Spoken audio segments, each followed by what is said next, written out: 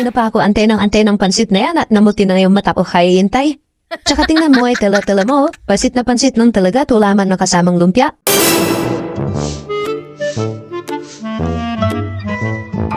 Mars, magandang hapon. Magandang hapon naman. Ay, ito Mars, pansit. Wow! Sino may birthday? Yung anak ko Mars. Ah, kaya pala busy kayo sa pagluluto kanina.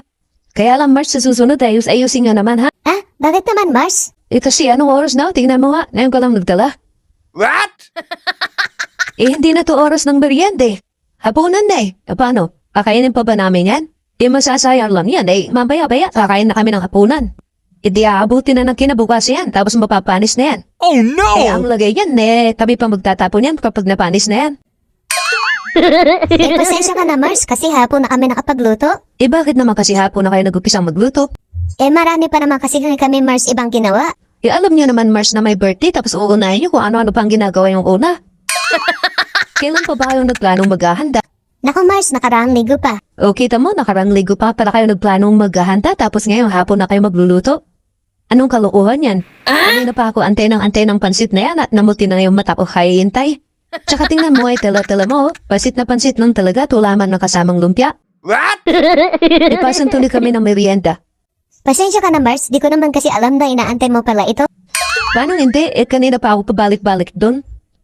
Panay nga ang silip ko sa pinto nyo eh. Nakailang balik na nga ako doon eh. Sinoli ko pa nga yung walis tingting na hinarap ko nung nakaraang taon pa. Kaya nung nangyari, wala malang pumansin sa akin. Kung ano-ano pinagkakabisihan nyo na hindi naman dapat. Pasensya ka na Mars, di talaga kita napansin at nagpamadali nga kami sa paghahanda. Paano nga kasi hapon na kayo nag-umpisa magluto? Kung inagahan nyo lang mag-umpisa magluto, hindi kayo nagmamadali. Galing pa kasi kami Mars sa simbahan, nagsimba kami. Dapat kahapon pa kayo nagsimba, hindi yung mismong kaarawan, saka kayo magsisimba. Kasi dapat ngayong araw, yung pagluluto lang ang tinututukan nyo. Yun, ako pa talaga mag-a-adjust, ako pa maghihintay ng matagal. Dapat, kung kayo magluluto, dapat tawagin na muna ako at titikman ko kung approve ba yung lasa.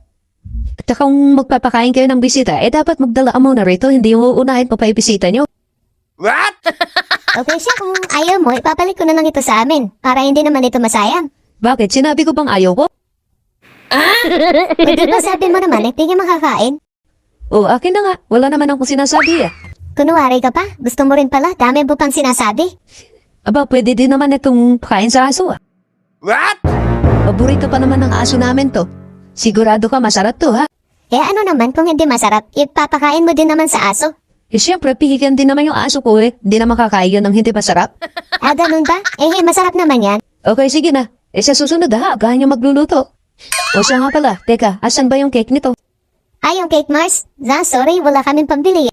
Ay nako, sa susunod, bumili naman kayo ng cake. Kahit imumurahin lang. Minsan lang naman yan sa isang taon.